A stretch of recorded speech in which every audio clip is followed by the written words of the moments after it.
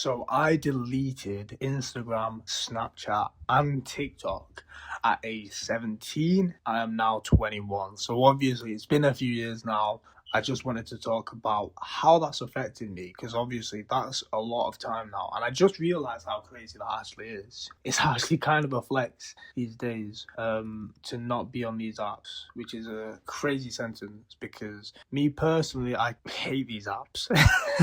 Obviously, they have a lot of utility, but if we're being honest, most of us just waste time on these apps. They're more of a distraction for most people than more than anything else.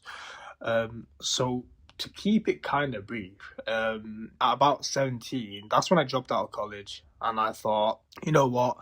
I'm just going to delete these apps. I had some good friends from college. I stayed in touch with a few who were probably the closest over text, and then I just deleted the apps and kind of distanced myself from a lot of the other people who were kind of like acquaintances you meet who might be in like your Instagram group chat or your Snapchat group chat. But yeah, essentially, since then, it's been quite nice. Honestly, I can easily say it's been a life improvement since I deleted these apps. One thing I noticed, which I've kind of already touched on, is since I've deleted these apps, I have less acquaintances and connections with people, but I have far more connections with people who are actually close to me. So it's definitely, but by not being on these apps, it's definitely promoting me to nurture the same old relationships rather than kind of being friends with everyone and staying connected with everyone. And I'm not saying that's a bad thing. Staying connected is a really good thing.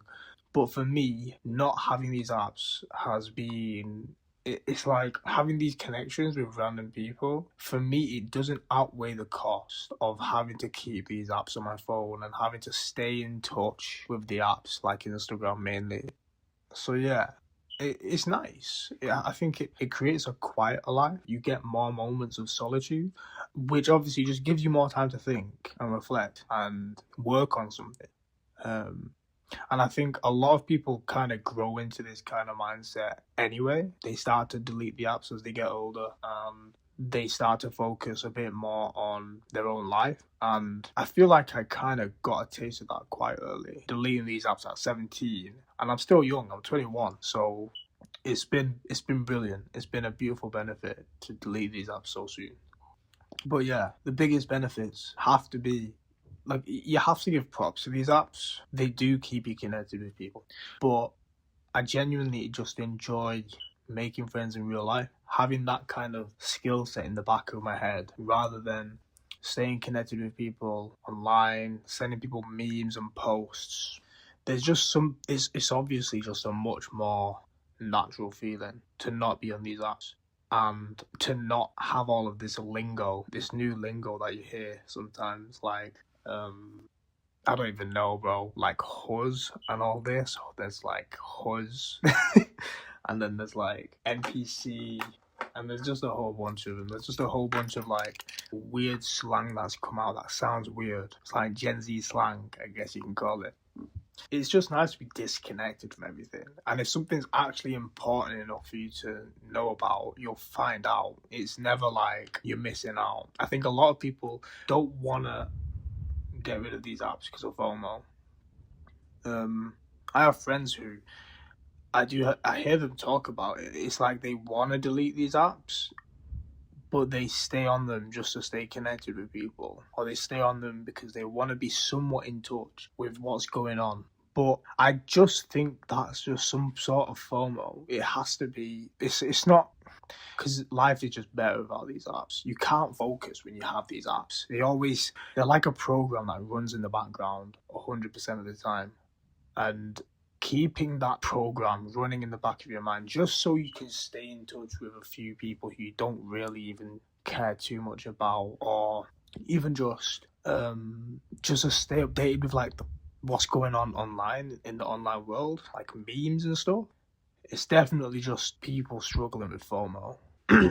There's a nice feeling just knowing I'm detached and not in like an egotistical way, but like I accept, like I acknowledge this is like a big problem people are dealing with social media addiction. It's like crack. It's probably worse than crack, but yeah.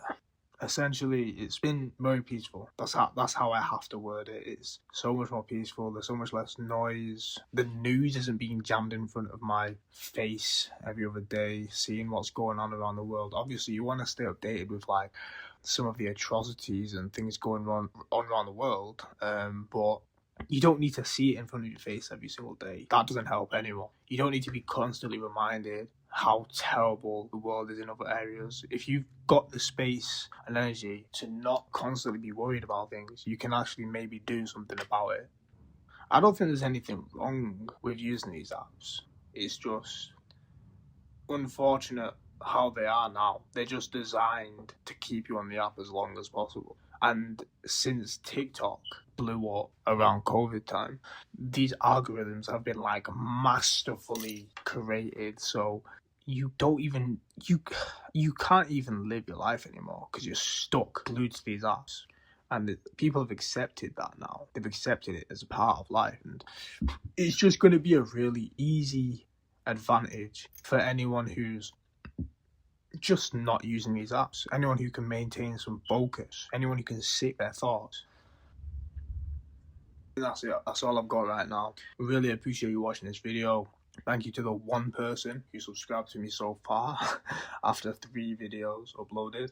Genuinely. And yeah, just drop a like on this video and take care, boys.